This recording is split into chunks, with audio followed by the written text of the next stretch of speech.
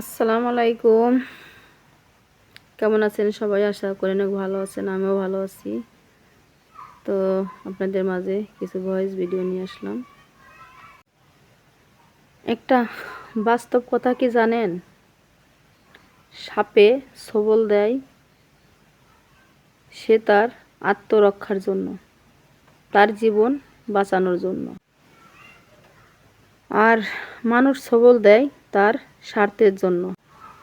আর যেই মানুষ স্বার্থের জন্য ছোবল দেয় সে সাপের থেকেও ভয়ঙ্কর হয়, কারণ তার ছোবল শরীরে লাগে না, লাগে কিন্তু মনে।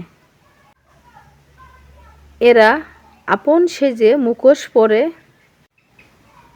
এরা কিন্তু আপন হয়েই কাছে আসে, দূরে থেকেই আঘাত করে। কাছে এলেই মিষ্টি কথা বলে, আর পিছনে গেলেই বিষ ঢালে। সাপের বিষে শরীর মারে, আর মানুষের বিষে সম্পর্ক মারে। তো আশা করি কথাগুলো বুঝতে পারছেন। তো যারা বুঝতে পারছেন, যাদের কাছে ভিডিওগুলো ভালো লাগে, অবশ্যই তারা ভিডিওটি ছড়িয়ে দিবেন। তো